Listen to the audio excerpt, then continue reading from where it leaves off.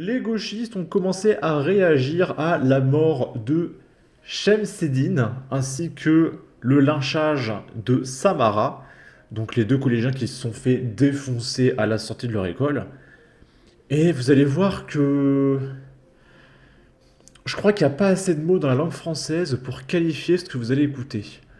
Donc là, c'est Pablo Pilovivien, donc c'est l'équivalent de Sandrine Rousseau mais version homme, qui va dire qu'il ne faut pas stigmatiser les jeunes, que c'est un problème de manque de moyens des écoles. Alors, des moyens pour faire quoi? Je ne sais pas. Peut-être pour payer des psychologues, des assistantes sociales, j'en sais rien. Enfin, c'est fantastique. Avant de commencer, petit rappel, Pablo Pilovivien, c'est quand même ça, hein.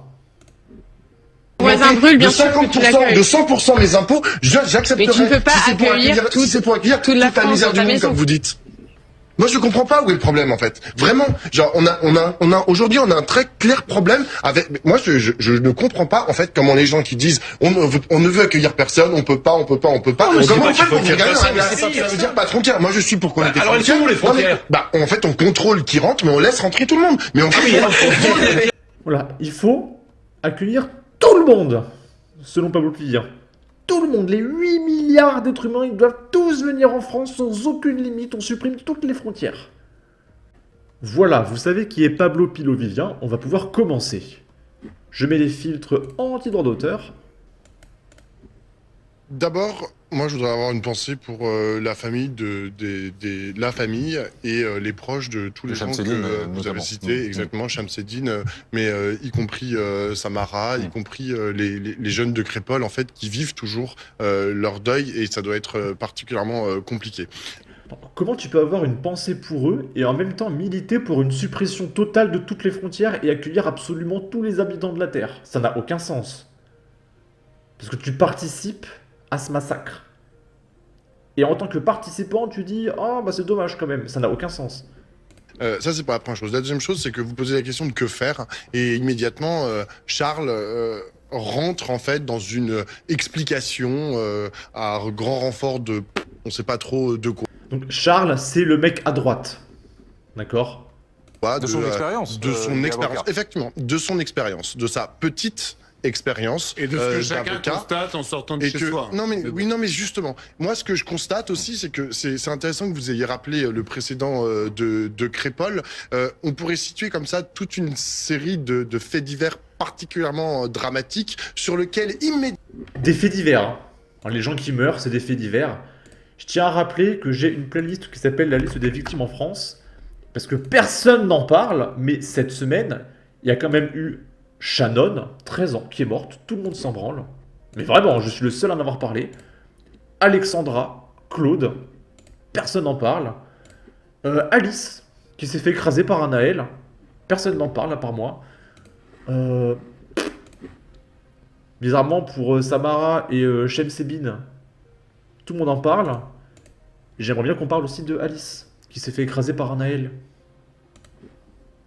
en fait ont été posés des récits qui soient médiatiques ou politiques, souvent venus de la droite et de l'extrême droite, visant à stigmatiser une partie de la population, visant à expliquer qu'il y avait un ensauvagement, visant à Il y en a expliquer qu'il y pas avait une islamisation. Il y en Ça, a je l'ai pas vu par exemple sur CNews, ils ont expliqué Voilà, donc la montée de la violence en France, c'est un fantasme d'extrême droite. Mais ce mec est un demeuré. Pour lui, la montée de la violence, c'est une légende urbaine. Une légende urbaine. qu'il y avait une islamisation Mais d'une d'où partie de elle la vient jeunesse. alors, cette Non, mais violence juste- parfois non, mais- gratuite Non, mais Il y la en a- première il y en chose, a pas attendez, juste la première chose, c'est laisser le temps aux Il répond pas, hein. enquêtes de se faire. Parce que très souvent, et on l'a vu comme tout particulièrement à Crépol, au début, il y a eu un discours médiatique et politique qui s'est posé en fait sur ce qui s'est passé à Crépol, et quelques semaines plus tard, on a dit ouh là là là, en fait c'est beaucoup plus complexe que ce que tout le monde est en train de raconter sur les plateaux. Mais là, Mais c'est tout le temps la même chose, hein. Souvenez-vous. Mais avec Naël, il y avait des députés LFI à côté du cadavre de Naël encore chaud dans la voiture, qui étaient déjà en train de pleurer devant les caméras sur TikTok, en disant que c'est les heures les plus sombres de l'histoire. il y avait le corps encore chaud de Naël à côté des députés LFI. Dans la voiture, il était même pas encore à la morgue. Et ils étaient déjà en train de filmer la maman en train de pleurer. C'est un délire. L'analyse comme de ça la pour violence, qui elle est un fait, Alors, de l'ultra-violence, si vous voulez, parlons de la personne de violence. plus en Parlons de plus la jeune, violence. parce que c'est ça aussi le... Parlons de la violence. Ce dont on parle, c'est d'ailleurs une question qu'avait en partie abordé Gabriel Attal lorsqu'il était ministre de l'Éducation nationale et qu'il avait dit que sa priorité, c'était le harcèlement scolaire. Le harcèlement scolaire, c'est une forme de violence. Là, dans le cas de Shamsedine, a priori, on n'est pas dans un cas de harcèlement scolaire. Mais c'est une forme de la violence. C'est-à-dire que, et comment est-ce qu'on s'adresse, en fait, à cette violence de la part, je rappelle, d'enfants et d'adolescents. Hein. Ce ne sont pas des adultes. D'ailleurs, on a mis en place dans notre démocratie un régime particulier, juridique, lorsque ce sont des mineurs qui sont accusés. Exactement, qui peut être levé, tu as tout à fait raison. Mais quand même, ça veut dire qu'on les considère de façon particulière à la base. Donc, il faut les traiter comme des entités particulières, ces enfants et ces adolescents. Et cette violence, il faut la traiter à la hauteur de ce qu'elle est et de la réalité en fait de ce qu'elle est. C'est-à-dire en répondant notamment, tu as eu tout à fait raison tout à l'heure Charles, il a parlé de séparatisme territorial, c'est-à-dire que effectivement vous avez des zones où les services publics sont particulièrement dégradés, je pense notamment aux services publics de l'éducation nationale, c'est-à-dire que tous ces gens, la plupart du temps, ils vont à l'école, sauf quand ils ont parfois au-dessus de 16 ans, mais jusqu'à 16 ans, l'école est obligatoire. Donc ils vont à l'école. C'est un cadre républicain, c'est-à-dire c'est un cadre général pour tous les enfants. Mettons les moyens pour que les établissements scolaires, en fait, puissent gérer en fait la violence, nouvelle ou pas. Ça, c'est... Mais des moyens pour faire quoi? Il manque des moyens, mais tu fais quoi avec des moyens? Tu payes des psychologues? Des assistantes sociales? Ou des policiers pour casser des mâchoires? Il faut des moyens pour la sécurité. Donc, il faut des policiers. Pas des psychologues. Ça veut rien dire, en fait, des moyens. Oh, il faut réparer les toilettes qui sont cassées. Et payer des psychologues. Non, ça marche pas comme ça, la vie. C'est approuvé, hein, parce que Charles dit, oui, il y a un ensauvagement, ça a l'air d'être tout nouveau. En fait, je reviens sur un mot que vous avez... Charles, il dit qu'il y a un ensauvagement. Mais Charles, il dit rien. Il y a un ensauvagement. N'importe quel mec qui vient en France, dans n'importe quelle ville, il met un pied dehors, dans n'importe quel centre-ville de France, il le voit. Et je vous l'ai pas dit, parce que je veux pas savoir, je veux pas que vous sachiez où j'habite. Il y a une des vidéos de ma chaîne, c'était chez moi. C'était à quoi, 20 mètres de chez moi. Une de mes vidéos. C'est un truc de ouf. Vous voyez, tous les deux d'ailleurs, c'est le mot de séparatisme. Néanmoins, le séparatisme... Territorial, hein, c'est important. Hein, oui, d'accord, mais quand on parle, par exemple, puisque vous évoquez l'école, du harcèlement scolaire, là, on est sur une thématique absolument transversale, qui peut toucher tous les établissements, et qui touche vraisemblablement tous les établissements en France. C'est aussi la violence dont sont victimes les jeunes aujourd'hui, ou dont se rendent coupables les jeunes aujourd'hui. Il ne faut pas se voiler la face sur la réalité. Je veux dire, les racailles dans les transports en commun, aux abords des établissements scolaires, tout le monde est sur les réseaux sociaux, tout le monde les voit. Il n'y a pas besoin de faire 15 études sociologiques de gauche pour se rendre compte qu'il y a un problème avec les racailles qui terrorisent tout le monde et qui se bagarrent. Regardez, Pablo Pilovivia, il fait la grimace, il comprend pas. Comment ça, des racailles, de la délinquance? Jamais entendu parler. De la violence en France. Ah bon? De quoi il parle? Mais de quoi il parle? Il n'y a pas de violence en France. Que dit ce facho d'extrême droite?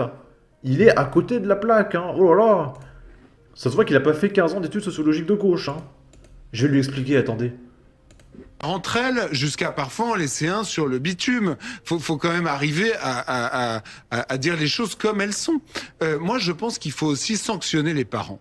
Je pense que les parents, oui, je suis désolé, je pense que les parents de ces jeunes-là sont démissionnaires. Je pense qu'ils... C'est ça le sursaut d'autorité, notamment par exemple de ses voeux Valérie Pécresse ce soir. Elle a raison, je pense qu'elle a raison. Concrètement, ça ressemblerait à quoi? Je pense qu'il faut des sanctions pécuniaires, par exemple, pour les parents.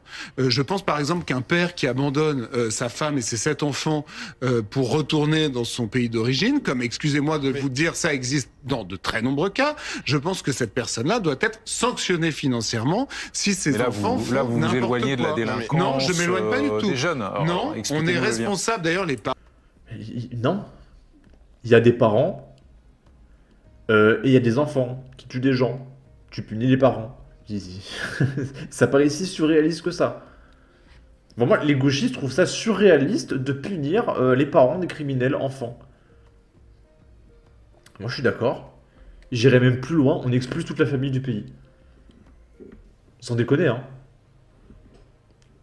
Parents, c'est le code civil qui le prévoit, sont responsables des dommages causés par leurs enfants mineurs. Qu'est-ce qui peut, à vos yeux, être la cause de la violence ensuite l'absence du père, c'est la cause de la violence très souvent. Vous retrouvez très souvent chez les jeunes délinquants et les jeunes criminels. Charles, non mais c'est une réalité de la psychologie à la petite semaine, quoi. Si, genre, mais tout le monde le dit, mais c'est pas de la psychologie à la petite semaine. Tu l'as entendu au premier du coin. Mais va interroger. Non mais c'est pas. Non mais. Pour lui, c'est vraiment une légende, hein. C'est incroyable comment il n'arrive pas à concevoir que la réalité est possible. C'est un truc de dingue, hein.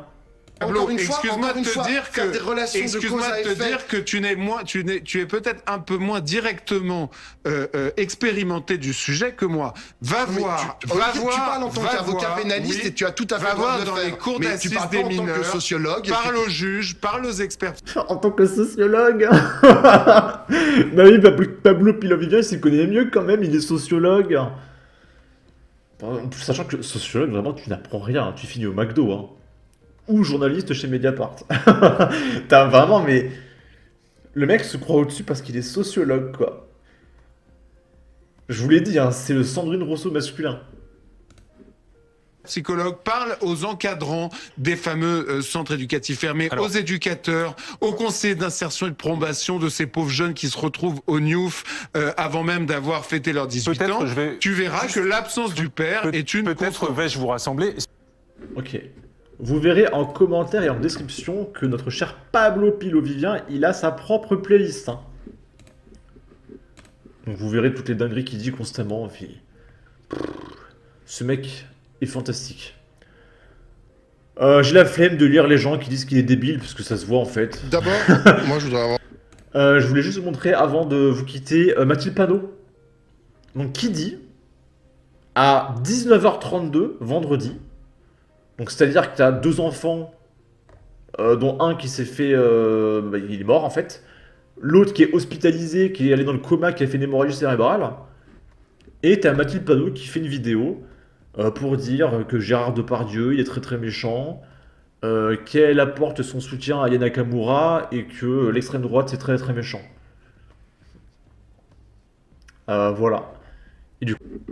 Et du coup, moi j'ai répondu, mais bordel, il y a des enfants qui sont morts.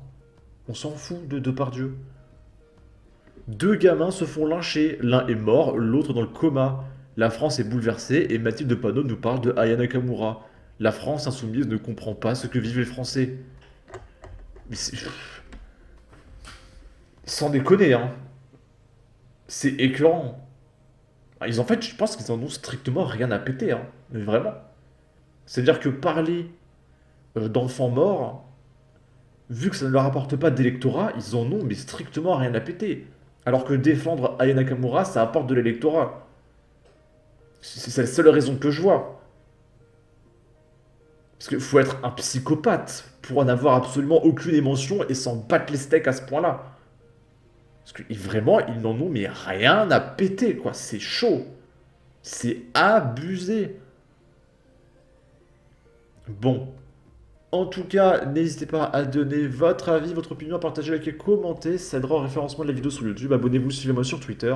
Et à la prochaine pour de futures vidéos. Ciao.